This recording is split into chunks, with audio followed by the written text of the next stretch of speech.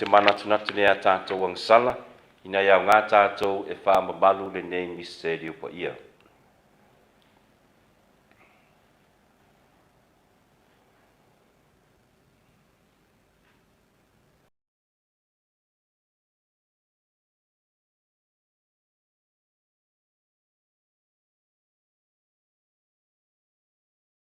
Ia o mawhauwhaunga, ma ia upu, ia mionga na o whaia, ngā tāwhai oi na o le whaia. Wa o wanga sala, wa o wanga sala, wa o matuanga sala, o le mea leo te o le atua ia Maria pa ia, le tau paupea, le au angenu ma le au pa ia uma, ma o tau soe, i o tau tāsia au le rii lo tātou atua.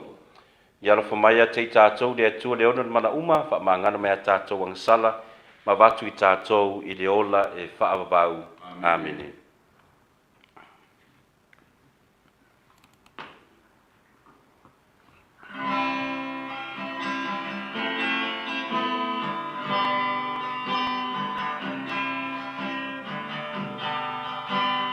Le ali e alofa mai, le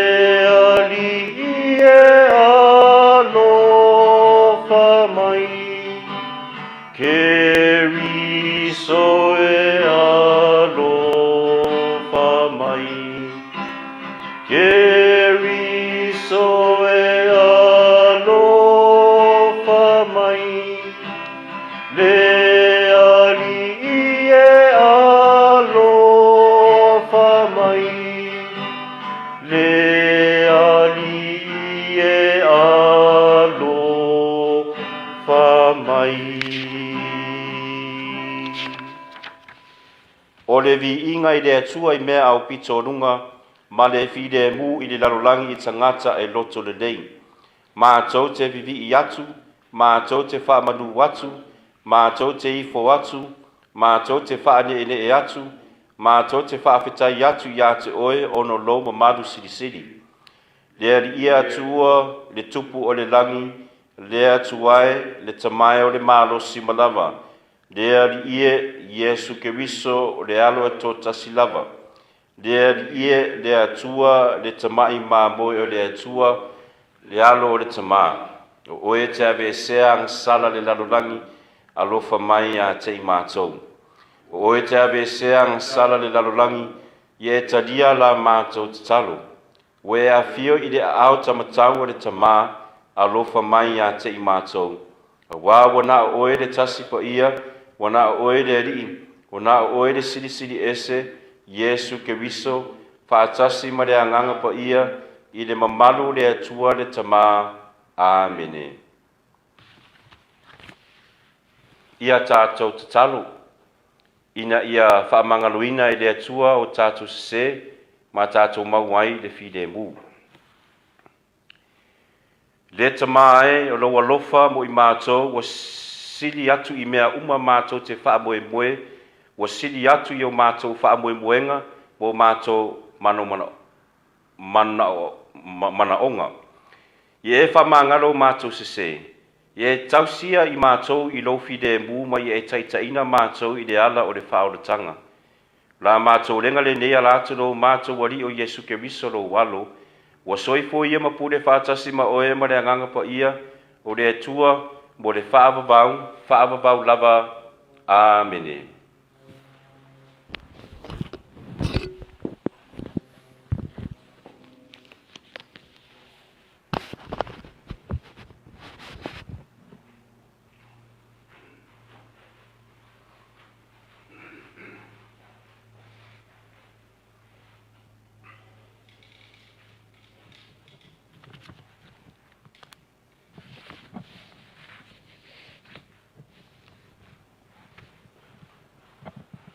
O le ulua i fulfulanga o le fionga pa ia le atua, tātou te mō maile le tusi a kenese, lona mtau po e lua, a matau po fulfula fa ipo sifun ma le valu, fa ngata i le lua sifun ma le wha.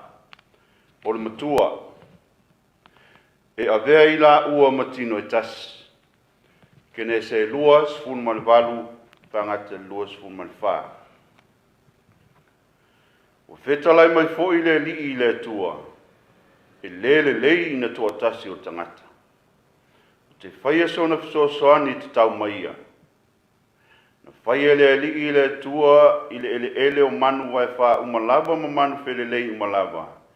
Ma ia au maia ia a tamu, ia i loa peniani ngoa na te wha ingoa ai. O le ingoa o wha ingoa ina ai e a tamu i mea ola uma o lona ingoa lea. O na wha ingoa ina atu lea e a tamu o ingoa manu vai wha uma ma manu whele lei. A toa ma manu vai wha uma o le vau, a o a tamu, e le i maua se fsosoani te tau maia. O wha moinga se ina o a tamu e le li i le tua.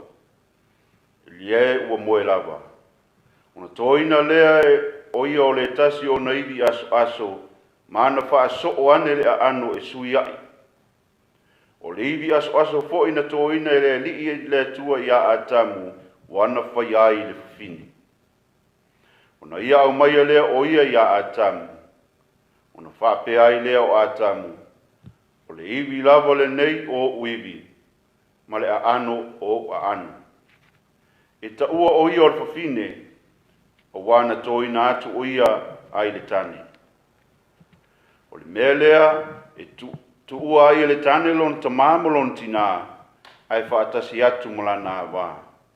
O na avea ai lea o ila ua, matino e tasi. O le upu, a le alii. Le suae whaafitai. O le salamo fetali ai, o le tali, ia whamanuia mai le li ia te i tātou i aso uma o lo tātou o langa. Ia whamanuia mai le li ia te i tātou i aso uma o lo tātou o langa. Amu ia i lātou uma o e matatau le li i, o e savavali i o nāla. O wā e te ai mea e ngadue ai o lima, o ia te oe le manuia, e ia te oe foi le lei. Tali, ia whamanuia mai le li ia te i tātou i aso uma o lo tātou o langa. Ia vea laua vāpei o le vine fua tele mai i to tonu o lo whale. O lau whanau e pei o tamai o liwe e vangavangai i lau lau ai. Whaauta, e whaapea o na manuia o le tangata e matau i le li. Tali, ia whamanuia mai le li ia te i tātou i aso uma o lo tātou o langa. E whamanuia mai le li ia te oe mai siona. O na iloa atu lea o le manuia o Yerusalema i aso uma o lo o langa. E te iloa atu fo i le whanau, a lau whanau, e ia Yerusalemu le manuia. Tali, ia whamanuia mai le li ia te i tātou i aso uma o lo tātou o langa.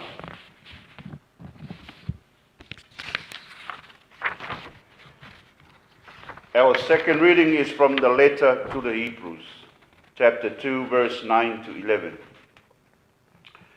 Brothers and sisters, he for a little while was made lower than the angels, that by the grace of God he might taste death for everyone.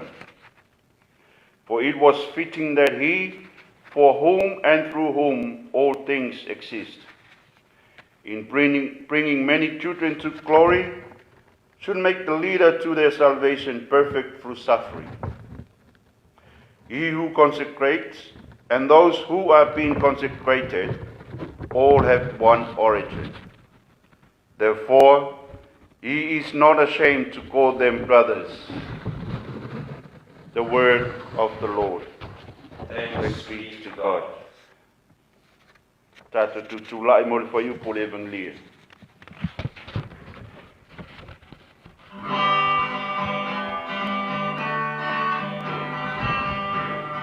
Alleluia, alleluia, alleluia, alleluia,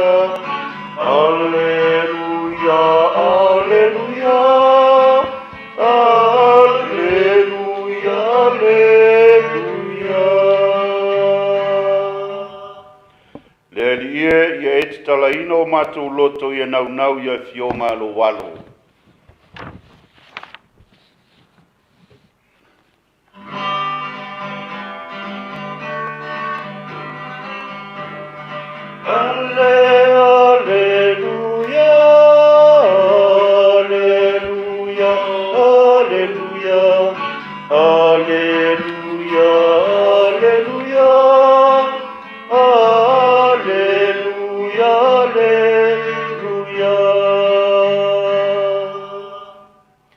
Ia whātasi le ari I ma au tau.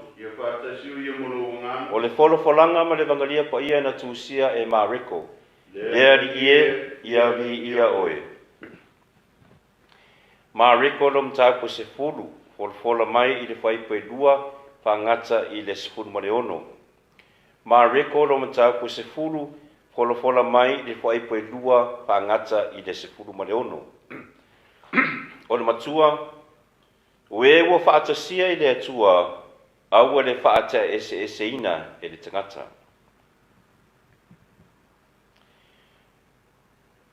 Wo mai foi farisaio, wo fisiri ia te ia, o tofo ia te ia. E te tau ea ina whaatea e le tane na lava. O na tari atu ai lea o ia te ila atou, ua whaape atu. Se ale mea, ua poloa iai mose ia te outou. O na whai mai ai lea o I lātou, na tū mai e mose I a tūsia se tūsi a lei, ma whaatea I a te ia. O na tari atu I lea o Iesu I a te I lātou, ona o le mahaa o tau loto, na I a tūsia atu ai le nā poloa inga I a te o tau. Ai peitai taru le amatanga o mea na whaia I la ua I le atua o le tane ma le whawhine. O le mea lea e tu ua ai e le tane lona tamā mo lona tina, ai whaatasi ma lana awā. O na avea lea o I la ua ma tino e tasi. O lea e le toe toa lua ai la ua, ai peitai ua tino e tasi. O lea nei, o e ua whaatasia e le atua, aua le whaatea ese ina e le tangata. Ona toe fisili ane lea, ona toe fisili ane ona soo ia te ia, I le nā mea I le whale. O na whetanai atu ai lea o ia te I lātou. Ai se whaatea I lana awā, ai whai awā I le tasi, ua muri lua o ia, e anga atu wai te ia. A whai fo e whaatea e le whawhine lana tane. Ai whai ma awā a se tasi, ua muri lua o ia. Ona nā au mai lea o tamaiti ia te ia, ina ia pae ane o ia te I lātou, a ua wawao atu le au so I na au maia.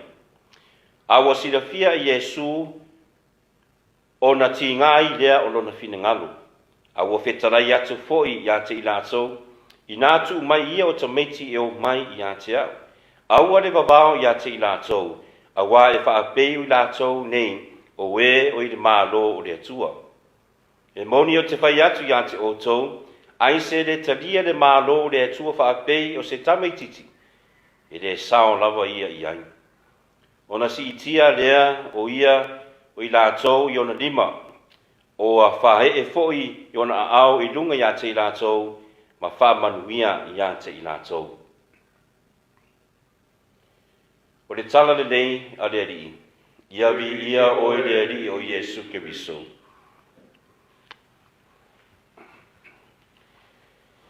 Ia tulo pere whaafonga maia te tātou lupa ia, as always, to all of our young people and children here in our diocese of Parramatta, throughout here in Australia, but also throughout the whole world.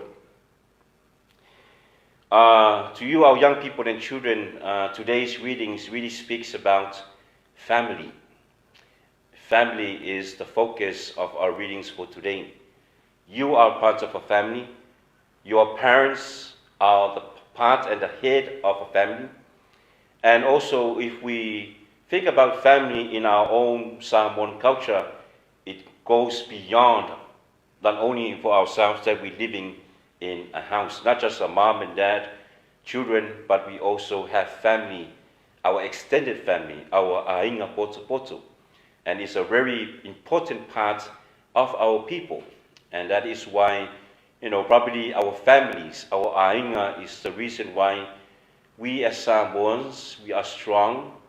We can argue, we can be busy, but at the final moments, it is our ainga that will bring us together and to be more stronger. And also for us as Catholics, we understand that there are 7 sacraments. The sacraments of baptism and confirmation and Eucharist. These sacraments that most of you already have, these sacraments are called the sacraments of initiation, or welcoming us into the life of God and to the church. And then the other sacraments is the announcing of the sick and of confession or reconciliation. These sacraments tells us about healing, which God heals us when we are sick, and also we come to confess our sins to the Lord. And finally, the sacraments of service, which one of them is called the Sacrament of Holy Orders, that my brothers and my other priests, such as myself, the Pope, the bishops, and all priests, we are the ones who receive this sacrament to become men of the church and men of faith and men for God, to serve God, but also to serve our people. And finally, the sacraments of marriage, it is also called a sacrament of service, because for those who are married, they serve God, but they also serve their families. And God is encouraging them to serve with faith, with strength, and also with hope.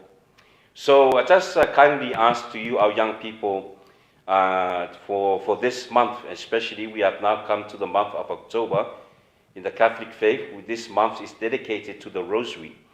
And when you pray your Rosary together with your families, ask you to pray for all couples. That includes our parents, and also for other people that you just became married just now, that we need our prayers for them. Because our Catholic faith and Christianity, and this is God's gift to people, of a man and a woman to come together.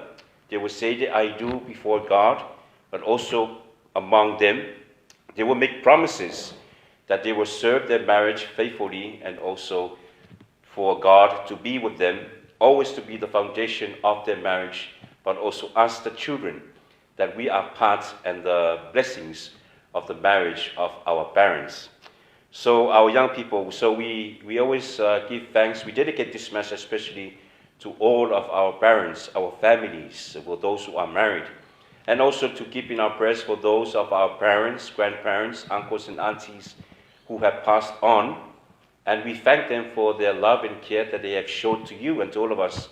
So just to ask you to pray for families and for you. Probably some of you are thinking of marriage. Well, marriage is not a toy, like Father Fedeki has only spoke. Many people now, they see marriage as going to buy a new car in a car shop. So marriage is something very sacred, very important.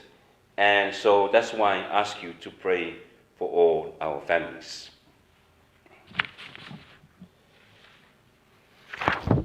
Ia o tātou ai ngai, o ngei aso ono tātou upu fola e whaapito mo whaasino i tātou ainga, a mese foi o tau tamam tina whaaipuipuina.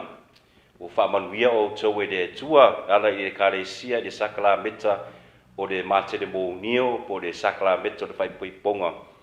Ia wo ngafua ngafia koe bankuarisi pese manga ia sa bode masangi tatono tau se sifia de dei. Pese na tusia foi de fai di taua mai mo tele de eva ya lo ele pese de mo fa pito I matua ya le fa pe de talio de pese o italo fai fa apetai I matua o luanga luenga nei wa fua mai wa mato ai matua fa apetai matua fa apetai no fo pe ma fa leolanga e leolanga e letu mau ai po wai ea na fonga pongai le manuia dea wa o mai e tonu lava le fatu foi nei fatunga matako fie e fa sino ya te o to tato tama matina o to foi matua o le to wala awina le nei Sacramenta o to wadua ioi ai lumo le ri I le mori mau le karesia ma mese fol a inga lo tapua wa le fai koi ponga lava ye le fa pe o pa te o e ngai yo yai le sakramenta o le whaipiponga le ai, o le ioe, di ai du, o rua o tau, o le tau whorwhoranga ngā le asa tau whai adu moreri. E tāua lava la tātou te, lo tātou whārongo le whorwhora le atua le tāua foi o le tau sakramenta po le tau wala awina.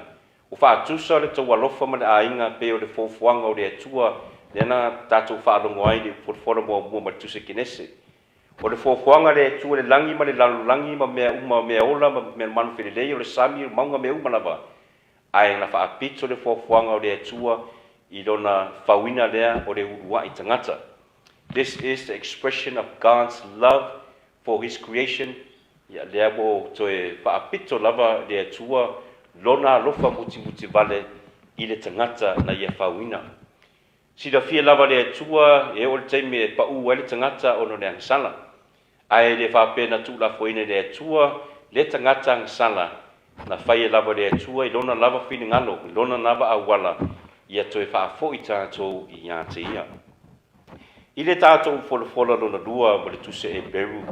E lo tau mai ai, Yesu Keriso le au auna, le ana fua I mai le atua le tamā I li lalulangi, e wha mai ua avea o ia o se tangata mo sina teimi, ua maolala o le tātou I whaola mai angenu.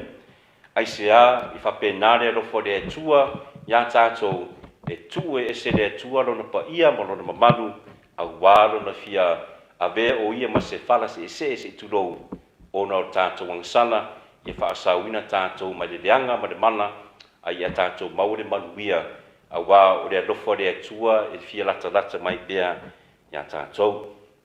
I le tātou e vangania ia le o tātou whalongo ai se whinango fo Yesu ma toi ina lo fesilingia ma tofo fo I lātou Yesu pe te tau na whaatea I le tane no na va ia le anto I tali Yesu ma fua na fai eitu la fono a Mose o si le fia fo I Mose le mahaa o loto fo I tautua a o le tole usitai ma tote de whaataua ma puipuia le mamalu lea o le ainga o le mahaa o lato loto o ma fuai o lato taite I se ina I lato I le moni o le tāua fo I o le sakramenta na fai poiponga ma le moni lava o le whaawai o tātou ainga.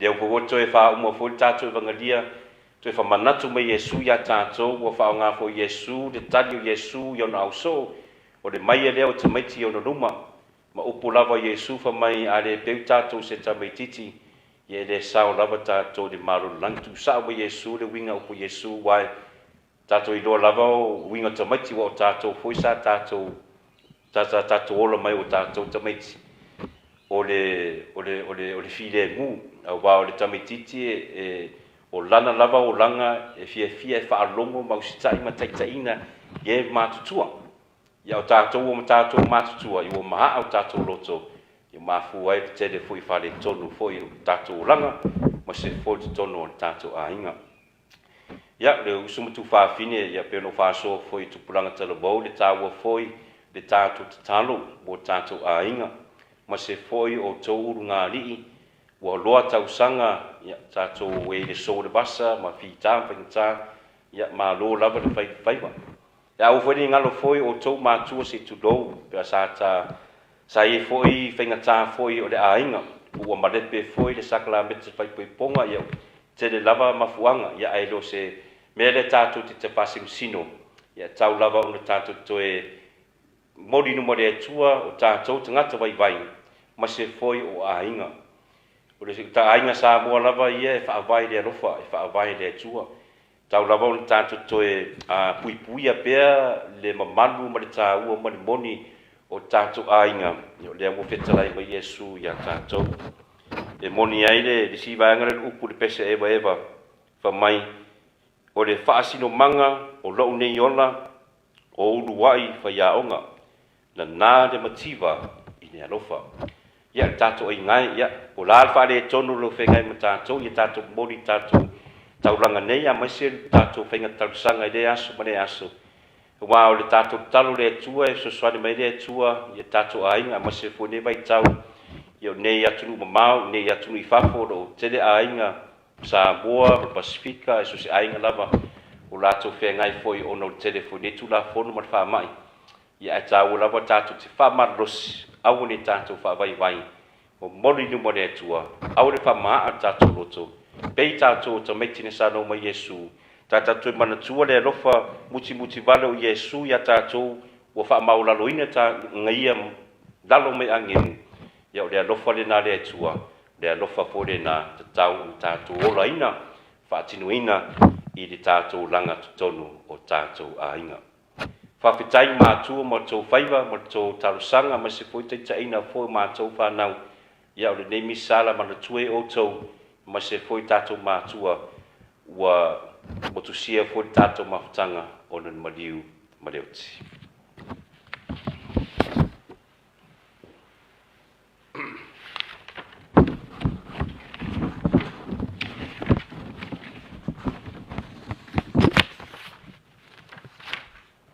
Ia usuma tu whaafina o ma tātou whaalonga le wholofolo le atua, ia tātou te tautino le tātou whaatua. O te whaatua le atua e toa tasi, o le tamā e ona le mālosi malawa. O le na whaia le langi ma le lalolangi. O mea uma o vaaia ma mea o le o vaaia. O te whaatua le ali e toa tasi o Yesu Keriso, o le alo toa tasi lava o le atua. Le na whanau le tamā o le whaia se mea tasi. O le atua mai le atua, o le malama lama mai le malama lama, o le atua moni mai le atua moni, whanawa e le whaia, e winga tutusa o ia mai le tamā. O ia foi na whaia i mea o malama. O i tātou tangata moro o tātou whaoratanga, na ai fui ifo ia mai le langi. Ma o le anganga pa ia na liu tino tangata o ia le tau pou a Maria, ma wawea o ia ma tangata. O i tātou na whaakurusi ngai o ia a o pune ponsi o Pilato na mariu wai ma whalila wasi. A o le asu tonu toi tu wai o ia e pe tusi e tusi. Na whio ai o ia e marilangi. Maroa whio ai le au tamtau le tamā. O le ato e whio mai o ia le mamalu. E whamsino e ola me woti. O lona mālo fo i le iso na ngata anga. O te whātua le anganga pa ia, le rii, o le fo ia le ola. Lea fio mai le tamā ma le alo, le i fungia ma vi ia whaatasi ma le tamā ma le alo, o le na whetalai mai ana mai i perfeta, o te whātua le ka le sia tasi, e pa ia e katoliko ma apostoliko. O te tau tino atu le papatisonga e tasi, mo le whamangarina o angsala, ma o te whātaktari mo le toi tua e wena oti, ma le olanga atari. Amen. Ia le tātou lupa ia la o te taina tātou le tātou talusanga lau tele. Tātou te talo mo taitai o i kālesi au malawa, whātasi mo le tātou te māpa ia ia Pope Francisi, tātou te maa Big Paul, a me se foi so se tasi au so se au na lava so se pata pai taulanga, ia tātou te talo mo lātou, a me se foi lātou tautua, i le atua, a me se foi mo tātou malawa, tātou renga le rii, lea li e whaaponga mai. Mo le pēr tātou tarusanga, mo le lalolangi ātoa, me se foi i tai uma. Ia mau pēle le angango le fide e mū, me se foi le mārosi, o le tino mo le anganga, ia ne vai taimi whengataro, whengani tātou.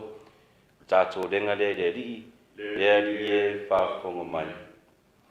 Tātou te talo whapitoa mo tātou a inga, me se lava o tō mātua, maurungari i foi o ua whaapuipuinu o whapaiaina le Sacramenta o le whapaiponga ia tātou te mori tātou talusanga mō rātou ia mau pēr le mālosi ma le lotu tele wāfoi rātou wala auina tau tuai le atua ma se foi o tangata uma tono a inga o tātou renga le rii lea li e whaafonga mai. Tātou manatua pēo tātou lātou foi lo whengai ma ngase ese. A me se foi o tātou a fu mai maunga, mai tātou tabam tina mātua, usum tu whāpine lo whengai ngase whainga tāma, o nei taimi, ia tātou mo mori umalawa i tātou tarusanga, tātou renga le rii, lea li e whaafonga mai. Tātou talo pēr mo se o tātou atunu, i sa mo sifu ma sa mo sai, mo tātou taitai, a me se foi o tātou tangata lu. O lo tātou whaia peo lātou whaiva le wāre manuia o tātou tangata. O wāfu le tari mai o tātou tapu inga mō nātou malawa, o tātou renga le rii, lea li e whaafonga mai. Tātou talo mō tātou mātua, tamam tina usum tu whawhine, ma se fwoi whanau o mali liu, i mau pere whaman whananga fwoi le tua, ia te o tau lo whengai fwoi le au kungisa le taimi, ma se fwoi pe tua mo tu sia fwoi smafutanga, we pe lo tato loto. Ia, tato taru whatasi ai mo nisi fwoi rato nei, se tasi fwoi ala o toto, o le suafo ia Stanley Junior Taefu, se te whano, ma se fwoi o lato o mo lava o le ainga whaleono, ia ma tato a inga uma, o mari di o tato renga le ri, le e whawhongu mai. Ia le tato ingai, ia na tato tal whalongu sin temi, ia wa fwoi tato lava mana onga fi mo mori ni mo le tua.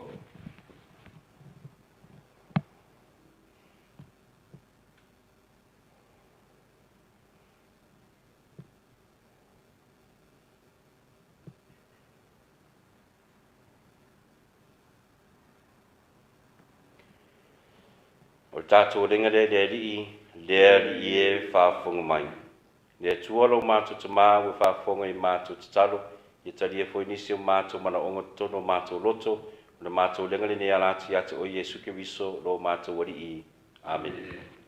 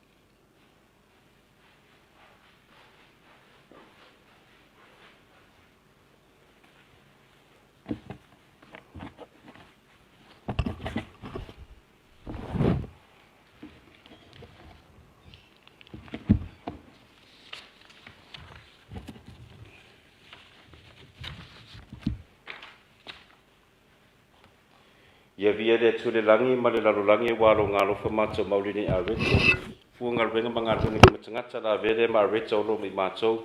Ia vi ia o le tua e fa babau.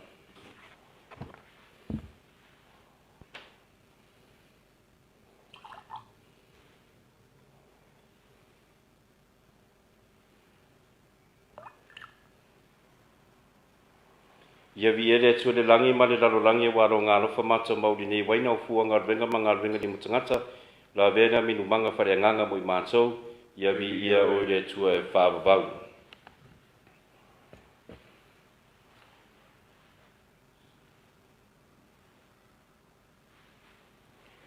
Usumatu whaafine o ia tō te talo ne ia tali le lea lau le taulanga mana au tau le tua le tama e ona le mana uma. Ia taliene le taulanga me o lima o le viinga malu lona suafa, ia o ngāko me tātou ngona e kāre sia pa ia